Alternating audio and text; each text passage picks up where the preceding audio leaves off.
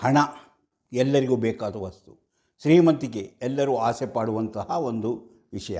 ಅಂದರೆ ಶ್ರೀಮಂತರಾಗಬೇಕು, ಶ್ರೀಮಂತಿಕೆಯಿಂದ ಜೀವನ ನಡೆಸಬೇಕು, ನಾವು ಸುಖವಾಗಿರಬೇಕು, ನಮಗೆ ಬೇಕಾದ ಎಲ್ಲ ಸೌಲಭ್ಯವೂ ಬೇಕು, ಮನೆ, ಕಾರು, ಜಮೀನು, ಆಸ್ತಿ ಎಲ್ಲವೂ ಬೇಕು. ಆದರೆ ಅದು ಎಲ್ಲರಿಗೂ ಸಾಧ್ಯವಾಗುವುದೇ ಇಲ್ಲ. ಕೆಲವರಂತೂ ಹುಟ್ಟಿದಾಗಿನಿಂದ ಕೊನೆಯ ತನಕ ಬಡವರಾಗಿಯೇ ಜೀವನ ಮಾಡಿ ಅವರು ತಮ್ಮ ದಿನಗಳನ್ನು ಕಳೆದುಕೊಳ್ಳುತ್ತಾರೆ. ಮತ್ತು ಕೆಲವರು ಬಡತನದಲ್ಲಿ ಹುಟ್ಟಿದರೂ ಬರ್ತಾ ಅವರು ಶ್ರೀಮಂತಿಕೆಯನ್ನು ಅನುಭವಿಸುತ್ತಾರೆ, ಬೇಕಾದಷ್ಟು ಹಣವನ್ನು ಸಂಪಾದನೆ ಮಾಡ್ತಾರೆ. ಯಾಕೆ ಹೀಗೆ? ಯಾಕೆ ಹೇಗಾಗುತ್ತೆ? ಎಲ್ಲರೂ ಕೆಲಸ ಮಾಡ್ತಾರೆ. ಕೆಲಸ ಮಾಡಿದವರು ಎಲ್ಲರೂ ಶ್ರೀಮಂತರಾಗೋದಿಲ್ಲ. ಯಾರು ಕೆಲಸ ಮಾಡದೇ ಇದ್ದರೂ ಶ್ರೀಮಂತರಾಗೋದಿಲ್ಲ. ಆದರೆ ಶ್ರೀಮಂತರಾಗೋದು ಹೇಗೆ? ಶ್ರೀಮಂತರಾಗೋಕ್ಕೆ ಯಾವುದಾದ್ರೂ ವಿದ್ಯೆ ಇದೆಯೇ? ಅಥವಾ ಶ್ರೀಮಂತಿಕೆ ಬರುವಂತಹ ದಾರಿ ಯಾವುದು? ಮುಂತಾದ ವಿಚಾರಗಳನ್ನು ತಿಳಿದುಕೊಳ್ಳುವುದು ಒಂಥರ ಕುತೂಹಲದ ವಿಷಯ. ಅಂದರೆ ಕೆಲವರಿಗೆ ಗೊತ್ತಿರಲ್ಲ, ಅವರು ಹಣವಂತನಾಗುವುದು, ಹಣ ಮಾಡುವಂತಹ ರೀತಿ ಗೊತ್ತಿರಲ್ಲ. ಕೆಲಸ ಮಾಡ್ತಾರೆ.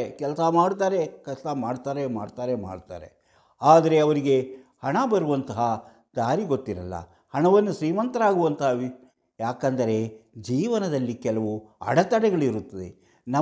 ನಮಗೆ ಬರುವಂತಹ ಅದೃಷ್ಟವು ಯಾವ ರೀತಿ ಅಡೆತಡೆಗಳನ್ನು ನಿವಾರಿಸಿಕೊಂಡು ಯಾವ ರೀತಿ ನಾವು ಹಣವಂತರಾಗ್ಬೋದು, ಯಾವ ರೀತಿ ನಮ್ಮ ಅಡೆತಡೆ ನಿವಾರಿಸಬೇಕು ಮುಂತಾದ ವಿಚಾರಗಳನ್ನು ತಿಳಿದುಕೊಳ್ಳೋಣ.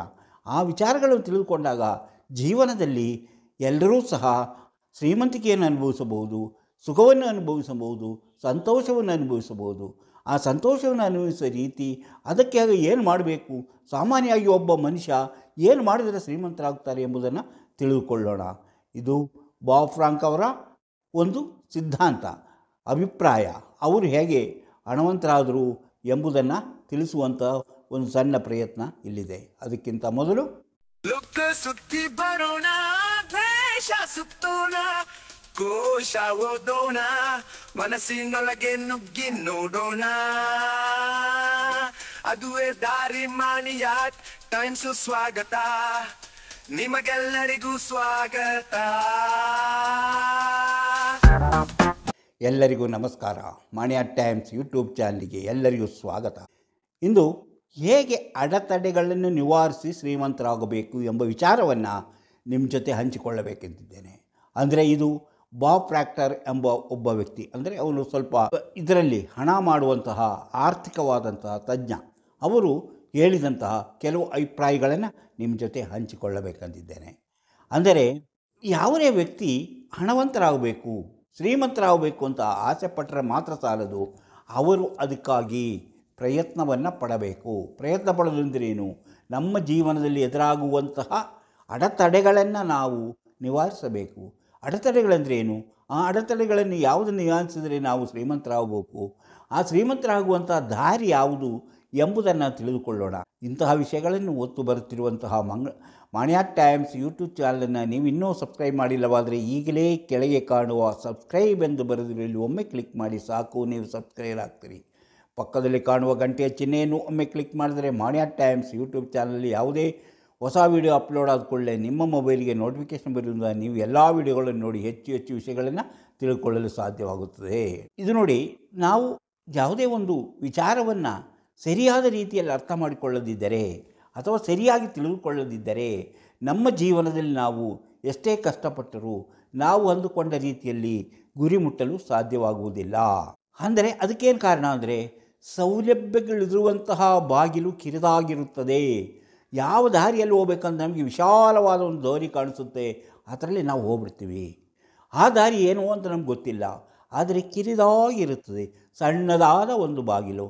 ಆ ಬಾಗಿಲನ್ನು ನಾವು ತೆರೆಯುವುದೇ ಇಲ್ಲ. ಯಾಕೆ? ಅದರಲ್ಲಿ ಏನಿದೆ ಅಂತ ತಿಳ್ಕೊಳ್ತೀವಿ. ನಮ್ಮ ಪ್ರತಿಯೊಬ್ಬರ ಜೀವನದಲ್ಲೂ ಅಂತಹ ಅವಕಾಶಗಳು ಇರುತ್ತದೆ. ಆ ಕಿರಿದಾದ ಬಾಗಿಲನ್ನು ತೆರೆಯುವುದೇ ಇಲ್ಲ. ವಿಶಾಲವಾದ ಬಾಗಿಲು, ಸುಲಭವಾಗಿ ಹೋಗಬಹುದಾದ ಬಾಗಿಲ ಮೂಲಕವೇ ನಾವು ಓಡಾಡುತ್ತೇವೆ. ಅದೇ ನಮ್ಮ ಜೀವನದ ಮೊದಲನೆಯ ತಪ್ಪು ನಡವಳಿಕೆ. ಅಂದರೆ ನಾವು ಕಿರಿದಾದ ಬಾಗಿಲಿನ ಬಗ್ಗೆ ಯೋಚನೆ ಮಾಡೋದಿಲ್ಲ. ಯಾವಾಗಲೂ ಸುಲಭವಾಗಿ ಹೋಗುವಂತಹ, ಯಾವುದೇ ಒಂದು ತೊಂದರೆ ಇಲ್ಲದಂತೆ, ಅಡೆತಡೆ ಇಲ್ಲದಂತಹ ಬಾಗಿಲುಗಳ ಮೂಲಕ ನಾವು ಹೋಗುತ್ತೇವೆ. ಆದರೆ ಕಿರಿದಾದ ಬಾಗಿಲಿನ ಮೂಲಕ ಹೋದವರು ವಿಜಯಿಯಾಗ್ತಾರೆ, ಜಯ ಗಳಿಸುತ್ತಾರೆ, ಅವರ ಜೀವನ ಅಭಿವೃದ್ಧಿ ಆಗುತ್ತದೆ. ವಿಜಯ ಎಲ್ಲರಿಗೂ ಅವಕಾಶಗಳು ಕಡಿಮೆ ಆಗುವುದಿಲ್ಲ. ಪ್ರತಿಯೊಬ್ಬರಿಗೂ ಅವಕಾಶಗಳು ಒಂದೇ ರೀತಿಯಾಗಿರುತ್ತದೆ. ಅವರೇ ಕಡಿಮೆ ಇವನೇ ಹೆಚ್ಚು ಅಂತ ಯಾವುದೂ ಇಲ್ಲ. ಎಲ್ಲರಿಗೂ ಒಂದೇ ರೀತಿಯ ಅವಕಾಶಗಳಿರುವುದು. ಅದನ್ನು ತಿಳಿದು ಆ ಅವಕಾಶವನ್ನು ಬಳಸಿಕೊಳ್ಳುವಂತಹ ರೀತಿಯೇ ನಮ್ಮಲ್ಲಿರುವಂತಹ ಮೊದಲನೇ ಕೊರತೆ. ಅಂದರೆ ಕಿರಿದಾದದ್ದು, ಕಷ್ಟವಾದದ್ದು ಅಂಥ ಕಡೆ ನಾವು ಹೋಗೋದೇ ಇಲ್ಲ, ತಿರುಗಿ ನೋಡಲ್ಲ. ಸುಲಭವಾಗಿ ಯಾವುದಿದೆಯೋ ಆ ಬಾಗಿಲನ್ನೇ ನಾವು ದಾಟ್ಕೊಂಡು ಹೋಗ್ತೇವೆ ಹೊರತು ಆ ಕಿರಿದಾದ ಬಾಗಿಲು ಏನಿರ್ಬೋದು ಅದಕ್ಕೆ ನಾವು ಯಾಕೋ ಆ ಬಗ್ಗೆ ಯೋಚನೆ ಮಾಡುವವರು. ಆ ಕಿರಿದಾದ ಬಾಗಿಲಿನ ಒಳಗೆ ಏನಿದೆ ಎಂಬುದನ್ನು ನಾವು ಯೋಚನೆ ಮಾಡಿದಾಗ ಅವರು ಸರಿಯಾದ ದಾರಿಯಲ್ಲಿ ಹೋಗಿದ್ದಾರೆ ಅಂತ ತಿಳ್ಕೊಳ್ಳಬಹುದು. ಯೋಗ್ಯತೆ ಇಲ್ಲದವರು ಶ್ರೀಮಂತಿಕೆಯಾಗುವುದಿಲ್ಲ. ಕೆಲವೇ ಜನರು ಮಾತ್ರ ಶ್ರೀಮಂತರಾಗುತ್ತಾರೆ. ಅಂದರೆ ಇದರಿಂದಾಗಿಯೇ ನಮಗೆ ಯಾವಾಗಲೂ ನಾವು ಹೆದ್ದಾರಿಗಳನ್ನೇ ಬಳಸ್ತಾ ಇದ್ದರೆ ಸುಲಭವಾಗಿ ಹೋಗುತ್ತೆ ಗಾಡಿ. ಅದಕ್ಕೆ ಬೇಕಾದರೆ ಗೇಟು ಕೊಟ್ಟು ಅದಕ್ಕೆ ಬೇಕಾಗಿದ್ದನ್ನು ಕೊಟ್ಟು ಬರ್ತೀವಿ. ಆದರೆ ಸ್ವಲ್ಪ ಆ ದಾರಿಯಲ್ಲೆಲ್ಲ ಸ್ವಲ್ಪ ಕಿರಿದಾದ ದಾರಿ ಇರುತ್ತೆ. ಅಲ್ಲಿ ಹೋದರೆ ಅಡೆತಡೆಗಳಿರುತ್ತೆ. ಆ ಅಡೆತಡೆಗಳನ್ನು ನಿವಾರಿಸಿಕೊಂಡು ಮುಂದುವರೆದಾಗ ಅವನು ಆ ದಾರಿಯಲ್ಲಿ ಹೋಗಿ ಯಶಸ್ವಿಯಾಗುತ್ತಾನೆ, ಅಭಿವೃದ್ಧಿಯಾಗುತ್ತಾನೆ. ಅದು ತಿಳಿಯುವುದು ಹೇಗೆ, ಆ ಲಭ್ಯತೆ ಬಗ್ಗೆ ತಿಳಿಯುವುದು ಹೇಗೆ ಎಂಬುದು ಮತ್ತೊಂದು ವಿಚಾರ. ಅದರ ಕೀ ನಿಮ್ಮಲ್ಲೇ ಇದೆ. ಆ ಬಾಗಿಲನ್ನು ತೆಗೆಯುವಂತಹ, ಆ ಕಿರಿದಾದ ಬಾಗಿಲನ್ನು ತೆಗೆಯುವಂತಹ ಕೀ ನಿಮ್ಮಲ್ಲೇ ಇದೆ. ಜೀವನ ವ್ಯತ್ಯಾಸವಾಗಿ ಕಾಣುವುದಿಲ್ಲ, ಆದರೆ ನಾವು ವ್ಯತ್ಯಾಸವಾಗಿರುವಂತೆ ತೋರುತ್ತೇವೆ. ಎಲ್ಲರೂ ಒಂದೇ ರೀತಿ, ಎಲ್ಲರೂ ಎಲ್ಲವನ್ನೂ ಯೋಚನೆ ಮಾಡ್ತಾರೆ. ಎಲ್ಲರ ಯೋಚನೆ ಒಂದೇ ರೀತಿ. ನಾನು ಹಣವಂತರಾಗಬೇಕು, ನಾನು ಚೆನ್ನಾಗಿರಬೇಕು, ಪ್ರತಿಯೊಬ್ಬರು ಅದನ್ನೇ ಯೋಚನೆ ಮಾಡ್ತಾರೆ.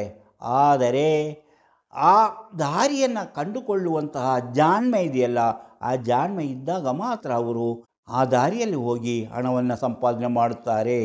ಈಗ ನಿಮಗೆ ಯಾಕೆ ದಾರಿ ಕಾಣಿಸ್ತಾ ಇಲ್ಲ, ನನಗೆ ಯಾಕೆ ದಾರಿ ಕಾಣಿಸ್ತಾ ಇಲ್ಲ, ಯಾಕೆ ನನಗೆ ಅಡೆತಡೆ ಆಗ್ತಾ ಇದೆಯಲ್ಲ, ನಮಗೆ ಮುಂದಕ್ಕೆ ಏನು ಕಾಣಿಸ್ತಾ ಇಲ್ವಲ್ಲ ಎಂಬಾಗ ನೀವೇನು ಮಾಡಬೇಕು? ದೀರ್ಘವಾಗಿ ಉಸಿರನ್ನು ಒಳಗೆ ಎಳೆದುಕೊಳ್ಳಿ. ದೀರ್ಘವಾಗಿ ಉಸಿರನ್ನು ಒಳಗೆ ಎಳೆದುಕೊಳ್ಳಿ. ಸ್ವಲ್ಪ ಹೊತ್ತು ಒಳಗೆ ಇಟ್ಟುಕೊಂಡು ಅದನ್ನು ನಿಧಾನವಾಗಿ ಹೊರಗೆ ಬಿಡಿ. ಹಾಗೆ ನೀವು ಒಂದು 3-4 ಸಲ ಹಾಗೆ ಮಾಡಿ. ಯಾಕೆ ನನಗೆ ಸರಿಯಾದ ಯೋಚನೆ ಬರ್ತಾ ಇಲ್ಲ, ಯಾಕೆ ನನಗೆ ಸರಿಯಾಗಿ ಹೋಗೋಕ್ಕೆ ಸಾಧ್ಯವಾಗುತ್ತಾ ಇಲ್ಲ ಎಂಬುದನ್ನು ನೋಡಬೇಕು. ನಮ್ಮ ಯೋಚನೆ ಸಮೃದ್ಧಿಯ ಕಡೆಗಿರಬೇಕು.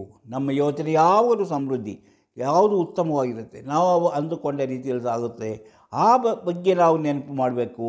ಅಂದರೆ ಹಾಗೆ ನಾವು ಯೋಚಿಸುತ್ತಾ ಹೋದರೆ ಅವಕಾಶಗಳು ಇದೆ ಎಂದು ತಿಳಿಯಲು ಸಾಧ್ಯವಾಗುತ್ತದೆ. ನಾವು ಸುಮ್ಮನೆ ನಾನು ದೀರ್ಘವಾಗಿ ಉಸಿರಾಡಿ ಅಂತ ನಿಮಗೆ ಹೇಳಿದೆ. ದೀರ್ಘವಾಗಿ ಉಸಿರಾಡಿದಾಗ ಏನಾಗುತ್ತು?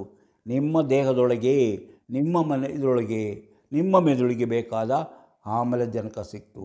ಆವಾಗ ನಿಮಗೆ ಯೋಚನೆ ಮಾಡುವಂತಹ ಶಕ್ತಿ ಬರುತ್ತೆ. ಅದಕ್ಕಾಗಿ ಹೇಳಿದ್ದು. ಅಂದರೆ ಸಮೃದ್ಧಿಯ ಯೋಚನೆ ಆಗಿತ್ತು.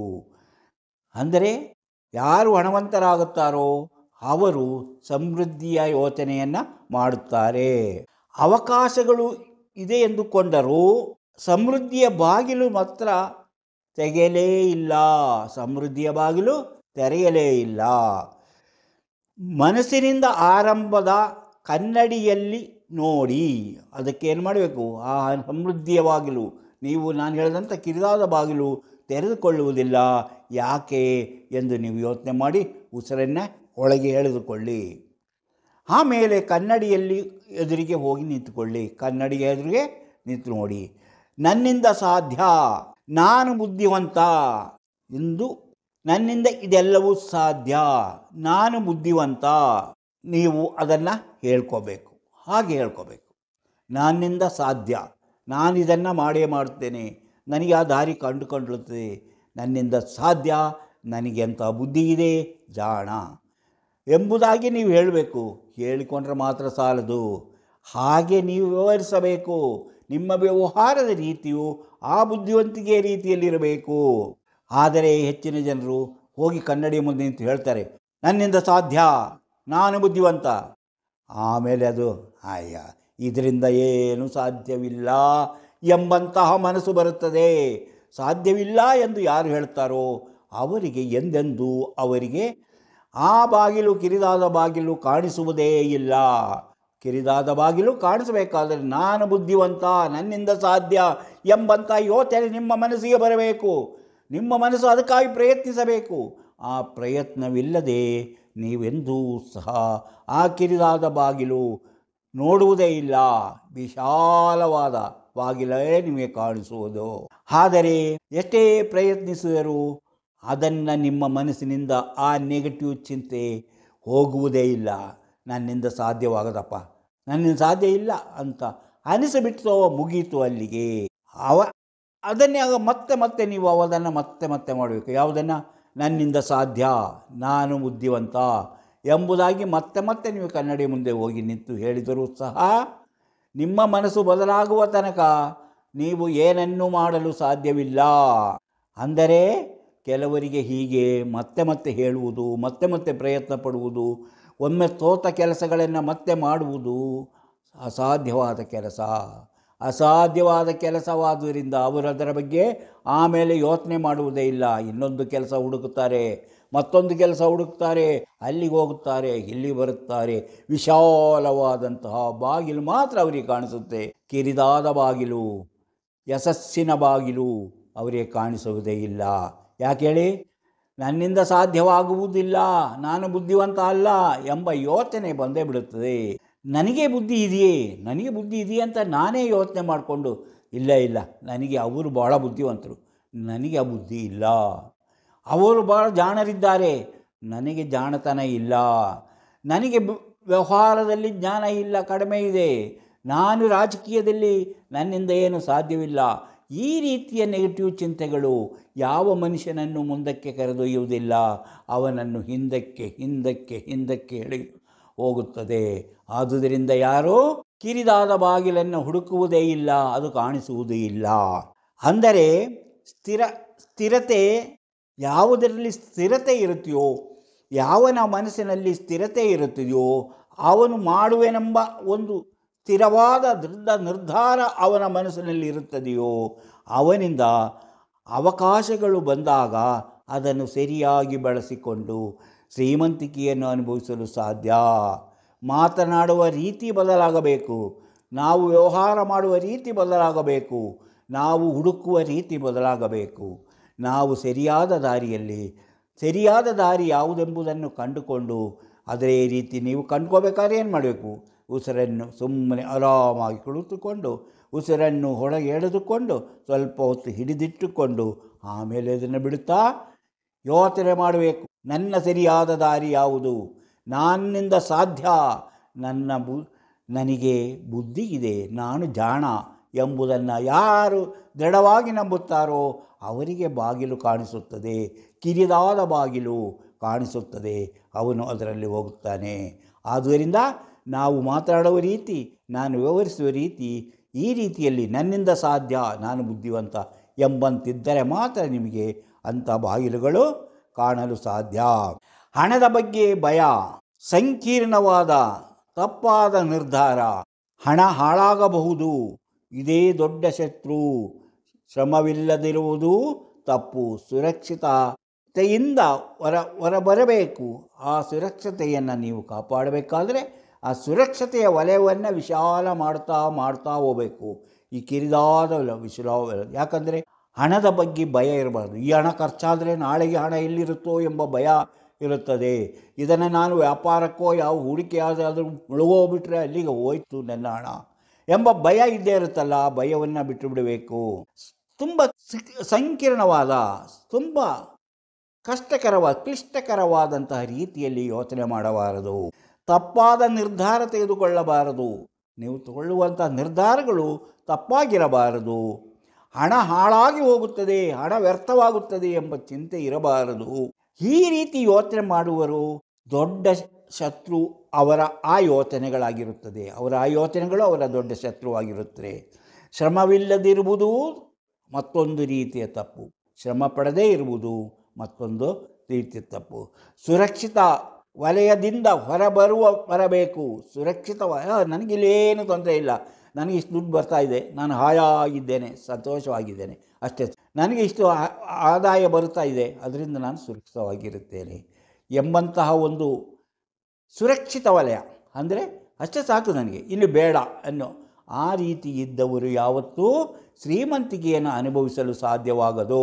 ಯಾಕಂದರೆ ಹಣದ ಭಯ ಬಿಟ್ಟು ಹಣವನ್ನು ಬೇಕಾದಾಗ ಖರ್ಚು ಮಾಡುವಂಥ ರೀತಿಯಲ್ಲಿ, ಹಣವನ್ನು ಯಾವುದರಾದರೂ ಹೂಡಿಕೆ ಮಾಡುವಂಥ ರೀತಿ ಅಥವಾ ಯಾವುದಾದ್ರೂ ವ್ಯವಹಾರದಲ್ಲಿ ತೊಡಗಿಸುವಂಥ ರೀತಿಯನ್ನು ಧೈರ್ಯದಿಂದ ಮಾಡಿದಾಗ ಅವನು ಹಂತ ಹಂತವಾಗಿ ಅಡೆತಡೆಗಳ ನಿವಾರಿಸಿಕೊಂಡು ಶ್ರೀಮಂತಿಕೆಯನ್ನು ಅನುಭವಿಸುತ್ತಾರೆ. ಹಣದ ಬಗ್ಗೆ ಭಯ ಇರಬಾರದು, ಹಣ ಹಾಳಾಗುತ್ತದೆಂಬ ಚಿಂತೆ ಇರಬಾರದು. ನಾವು ವಿಶಾಲವಾಗಿ ಯೋಚನೆ ಮಾಡಬೇಕು. ಸಂಕೀರ್ಣವಾದ ರೀತಿಯಲ್ಲಿ, ಕ್ಲಿಷ್ಟಕರವಾದ ರೀತಿಯಲ್ಲಿ ಯೋಚನೆ ಮಾಡಿದವರು ಯಾವತ್ತೂ ಸಹ ಶ್ರೀಮಂತಿಕೆ ಎಂಬುದು ಕನಸಾಗೇ ಉಳಿಯುತ್ತದೆ. ಅವರಿಗೆ ಎಂದೂ ಸಹ ಜೀವನದಲ್ಲಿ ಮೇಲೆ ಬರಲು ಸಾಧ್ಯವಾಗದು, ಜೀವನದಲ್ಲಿ ಮೇಲೆ ಬರಲು ಸಾಧ್ಯವಾಗುವುದಿಲ್ಲ. ಸ್ಥಿರವಾದ ರೀತಿಯ ಸ್ಥಿರತೆ ಇರಬೇಕು. ಒಂದು ನಿರ್ಧಾರ ಮಾಡಿದರೆ ಆ ನಿರ್ಧಾರದಲ್ಲೇ ಮುಂದುವರಿಬೇಕು. ಬೇರೆ ಕಡೆ ನೋಡುವುದು, ಹುಡುಕುವುದು ಮಾಡಬಾರದು. ಆವಾಗ ಏನು ಕಾಣಿಸ್ತದೆ ನಮಗೆ? ಕಿರಿದಾದ ಬಾಗಿಲು, ಅಡೆತಡೆಗಳನ್ನು ನಿವಾರಿಸಿಕೊಂಡು ಮುಂದಕ್ಕೆ ಹೋಗುವ ಬಾಗಿಲು ಕಾಣಿಸುತ್ತದೆ. ಅಲ್ಲಿ ಶ್ರೀಮಂತಿಕೆಯ ಒಂದು ರಾಶಿಯನ್ನು ನಾವು ನೋಡ್ತೇವೆ. ಆ ಶ್ರೀಮಂತಿಕೆಯನ್ನು ಅನುಭವಿಸಲು ಸಾಧ್ಯ. ಸಾವಧಾನದಿಂದ ತಾಳ್ಮೆಯಿಂದ ಕಾಯಬೇಕು. ಅಲ್ಲಿಯ ಕಿರಿದ ಬಾಗಿಲು ಕಂಡರೂ ಅದನ್ನು ತೆರೆದು ಒಳಗೆ ಹೋಗಲು ಸಾವಧಾನದಿಂದ ಮೆತ್ತಗೆ ಹುಡುಕುತ್ತಾ ಹೋಗಬೇಕು. ಸಾವಧಾನದಿಂದ ತಾಳ್ಮೆಯಿಂದ ಕಾಯಬೇಕು. ತಪ್ಪು ಮಾಡಿ ಸೋತರೂ ಕ್ರಿಯಾಶೀಲವಂತರಾಗಿ ಮುಂದುವರಿಸುವಂತಹ ಕಲಿತುಕೊಳ್ಳಬೇಕು. ಏನೆಂದರೆ ತಪ್ಪು ಮಾಡಿ ನಾವು ಸೋಲ್ತೇವೆ, ಸೋತರೂ ಸಹ ಅಲ್ಲಿ ಚಿಂತೆ ಮಾಡಬಾರ್ದು. ಅದನ್ನು ದಾಟಿ ಮುಂದೆ ಹೋಗಲು ಏನು ಮಾಡಬೇಕು, ಅದನ್ನು ಮುಂದುವರಿಸಿಕೊಂಡು ಹೋಗಲು ಏನು ಮಾಡಬೇಕೆಂಬ ಕ್ರಿಯಾಶೀಲತೆಯಿಂದ ಮುಂದುವರಿಯಲು ಕಲಿಯಬೇಕು. ಕ್ರಿಯಾಶೀಲತೆಯಿಂದ ಮುಂದುವರಿಯಲು ಕಲಿಯಬೇಕು. ಭಯವನ್ನು ಎದುರಿಸಿ ಬೆಳೆಯಬೇಕು. ಎಂತಹ ಭಯ? ಹಣಕಾಸಿನ ಭಯ. ನಾನು ಅದಕ್ಕೆ ಹಣ ಹಾಕಿದರೆ ನನಗೆ ವಾಪಸ್ ಬರುತ್ತೋ ಇಲ್ಲವೋ, ನಾನು ಅಲ್ಲಿ ಹಣ ಹಾಕಿದೆ ಅದು ಬರುತ್ತದೋ ಇಲ್ಲವೋ, ನಾನು ಇದರಲ್ಲಿ ಹಣ ತೊಡಗಿಸಿದರೆ ಒಂದು ಚೀಟಿಯಲ್ಲಿ ಹಣ ಕಟ್ಟಿದೆ ಅದು ಹೋಗುತ್ತೋ ಇಲ್ಲವೋ ಎಂಬ ಚಿಂತೆ ಕಾಡಲಾರಂಭಿಸುತ್ತದೆ. ಆ ಚಿಂತೆ ಕಾಡಲಾರಂಭಿಸಿದರೆ ಅವನಿಗೆ ಶ್ರೀಮಂತಿಕೆ ಎಂಬುದು ಕನಸಾಗಿ ಮಾತ್ರ ಉಳಿಯುತ್ತದೆ. ಅವನಿಗೆ ಯಾವತ್ತೂ ಸರಿಯಾದ ರೀತಿಯಲ್ಲಿ ಶ್ರೀಮಂತಿಕೆಯನ್ನು ಅನುಭವಿಸಲು ಸಾಧ್ಯವಾಗುವುದಿಲ್ಲ. ಅಂದರೆ ಆಕರ್ಷಣ ನಿಯಮ, ಸರಳ ಮತ್ತು ಮನಸ್ಸು ಸರಳವಾದ ಆಕರ್ಷಿಸುವಂಥದ್ದು, ಹಣವನ್ನು ಆಕರ್ಷಿಸುವಂತಹ ನಿಯಮ ಇದೆಯಲ್ಲ, ಅದು ಸರಳ ಮತ್ತು ಲಾಭಕರ. ತೆರೆದ ಮನಸ್ಸು. ಯಾಕೆ? ಯಾವುದೇ ಹಣವನ್ನು ನಾವು ಆಕರ್ಷಿಸಬೇಕಾದರೆ, ಹಣವು ಶ್ರೀಮಂತಿಕೆಯನ್ನು ಆಕರ್ಷಿಸಬೇಕಾದರೆ ಅದೊಂದು ನಿಯಮವಿದೆ. ಅದು ಸರಳ ಮತ್ತು ಲಾಭಕರ. ತೆರೆದ ಮನಸ್ಸು. ಅದಕ್ಕೆ ಬೇಕಾಗಿದೇನು? ತೆರೆದ ಮನಸ್ಸು. ಈ ತೆರೆದ ಮನಸ್ಸು ಯಾರಿಗಿರುತ್ತಿದೆಯೋ, ಹಣಕಾಸಿನ ವಿಷಯದಲ್ಲಿ ತೆರೆದ ಮನಸ್ಸು ಯಾರಿಗಿರುತ್ತದೆಯೋ, ಅದನ್ನು ಆಕರ್ಷಿಸಿಕೊಳ್ಳುವಂತಹ ಶಕ್ತಿ ಯಾರಿಗಿರುತ್ತದೆಯೋ ಅವರು ಶ್ರೀಮಂತಿಕೆಯನ್ನು ಅನುಭವಿಸುತ್ತಾರೆ. ಅದೇನಂತ ಕಷ್ಟದ ಕೆಲಸವಲ್ಲ, ಸರಳವಾದದ್ದು, ಲಾಭಕರವಾದದ್ದು. ಅದಕ್ಕೆ ಬೇಕಾಗಿರೋದು ನಮ್ಮ ತೆರೆದ ಮನಸ್ಸು. ತೆರೆದ ಮನಸ್ಸಿದ್ದಾಗ ನಾವು ಇದೆಲ್ಲವನ್ನು ಪಡೆಯಲು ಸಾಧ್ಯವಿದೆ. ಹೀಗೆ ನಾವು ಬಾಬ್ ಪ್ರಾಕ್ಟರ್ ಅವರ ಇಂಥ ಅಭಿಪ್ರಾಯಗಳನ್ನು ನಾವು ಅನುಸರಿಸುತ್ತಾ ಬಂದರೆ ಅಡೆತಡೆಗಳು ನಿಧಾನವಾಗಿ ದೂರವಾಗಿ ನಾವು ಶ್ರೀಮಂತಿಕೆಯನ್ನು ಅನುಭವಿಸಲು ಸಾಧ್ಯ. ಅದಕ್ಕೆ ಯಾವುದಿದೆ? ಯಾವುದಂದರೆ ಹಣದ ಬಗ್ಗೆ ಭಯ ಇರಬಾರದು, ಕ್ಲಿಷ್ಟಕರವಾಗಿ ಯೋಚಿಸಬಾರದು, ತಪ್ಪಾದ ನಿರ್ಧಾರ ತೆಗೆದುಕೊಂಡು ಹಾಳಾಗುವುದನ್ನು ಬಗ್ಗೆ ಚಿಂತೆ ಮಾಡಬಾರದು, ಸಾವಧಾನದಿಂದ ತಾಳ್ಮೆಯಿಂದ ಕಾಯಬೇಕು. ತಪ್ಪು ಮಾಡಿ ಸೋತರೂ ಕ್ರಿಯಾಶೀಲರಾಗಿ ಮುಂದುವರಿಯಲು ಕಲಿಯಬೇಕು. ಭಯವನ್ನು ಎದುರಿಸಿ ಬೆಳೆಯಬೇಕು. ಭಯವನ್ನು ಮೆಟ್ಟಿ ನಿಲ್ಲುವಂಥ ಶಕ್ತಿ ಇರಬೇಕು. ಆಕರ್ಷಣ ನಿಯಮ ಸರಳ ಮತ್ತು ಲಾಭಕರ ಎಂದು ತಿಳಿದು ತೆರೆದ ಮನಸ್ಸಿನಿಂದ ನಾವು ನಮ್ಮ ಕೆಲಸಗಳನ್ನು ಮಾಡಬೇಕು. ಹೀಗೆ ಮಾಡುತ್ತಾ ಬಂದಾಗ ವಿಶಾಲವಾದ ಬಾಗಿಲು ಮಾತ್ರವಲ್ಲ, ಕಿರಿದಾದ ಬಾಗಿಲು ಸಹ ನಮ್ಮೆದುರು ತೆರೆದುಕೊಳ್ಳುತ್ತದೆ. ನಾವು ಆ ಬಾಗಿಲ ಮೂಲಕ ಹೋದಾಗ ಶ್ರೀಮಂತಿಕೆಯ ಅನುಭವ ನಮಗಾಗುತ್ತದೆ. ಜೀವನದಲ್ಲಿ ಶ್ರೀಮಂತರಾಗಿ ಜೀವನವನ್ನು ಸುಖ ಸಂತೋಷದಿಂದ ಕಳೆಯುವಂಥ ಅದೃಷ್ಟ ಪ್ರತಿಯೊಬ್ಬರಿಗೂ ಸಿಗುತ್ತದೆ. ಇದು ಹೇಗೆ ಅಡೆತಡೆ ನಿವಾರಿಸಿ ಶ್ರೀಮಂತರಾಗುತ್ತಾರೆ ಎಂಬುದಕ್ಕೆ ಪ್ರಾಥಮಿಕವಾದಂತಹ ಒಂದು ತಿಳುವಳಿಕೆ ಮಾತ್ರ. ಇದು ವಿಶಾಲವಾದದ್ದು. ಇಂತಹ ಹೆಚ್ಚಿನ ವಿಷಯಗಳನ್ನು ಇನ್ನೂ ನಿಮಗೆ ತಿಳಿಯಬೇಕಾದರೆ ನೀವು ಇನ್ನೂ ಮಾಣಿಯಾ ಟೈಮ್ಸ್ ಯೂಟ್ಯೂಬ್ ಚಾನಲನ್ನು ಸಬ್ಸ್ಕ್ರೈಬ್ ಮಾಡಿಲ್ಲವಾದರೆ ಈಗಲೇ ಕೆಳಗೆ ಕಾಣುವ ಸಬ್ಸ್ಕ್ರೈಬ್ ಎಂದು ಬರೆದಿರುವಲ್ಲಿ ಒಮ್ಮೆ ಕ್ಲಿಕ್ ಮಾಡಿ ಸಾಕು, ನೀವು ಸಬ್ಸ್ಕ್ರೈಬ್ ಆಗ್ತೀರಿ. ಅದೇ ರೀತಿ ಪಕ್ಕದಲ್ಲಿ ಕಾಣುವ ಗಂಟೆಯ ಚಿಹ್ನೆಯನ್ನು ಒಮ್ಮೆ ಕ್ಲಿಕ್ ಮಾಡಿದರೆ ಮಾಣಿಯಾ ಟೈಮ್ಸ್ ಯೂಟ್ಯೂಬ್ ಚಾನಲ್ ಯಾವುದೇ ಹೊಸ ವೀಡಿಯೋ ಅಪ್ಲೋಡ್ ಆದ ಕೂಡಲೇ ನಿಮ್ಮ ಮೊಬೈಲಿಗೆ ನೋಟಿಫಿಕೇಷನ್ ಬರುವುದರಿಂದ ನೀವು ಎಲ್ಲ ವೀಡಿಯೋಗಳನ್ನು ನೋಡಲು ಸಾಧ್ಯವಾಗುತ್ತದೆ. ಪ್ರತಿಯೊಂದು ವಿಡಿಯೋವನ್ನು ಆರಂಭದಿಂದ ಕೊನೆವರೆಗೂ ನೋಡಿ, ಲೈಕ್ ಮಾಡಿ, ಶೇರ್ ಮಾಡಿ, ಪ್ರೋತ್ಸಾಹ ಕೊಡಿ. ಇಂತಹ ಮತ್ತೊಂದು ವಿಡಿಯೋದೊಂದಿಗೆ ಮತ್ತೆ ಬರುತ್ತೇನೆ. ಇಷ್ಟು ಹೊತ್ತು ಈ ವಿಡಿಯೋ ನೋಡಿದ ನಿಮಗೆಲ್ಲರಿಗೂ ಧನ್ಯವಾದ.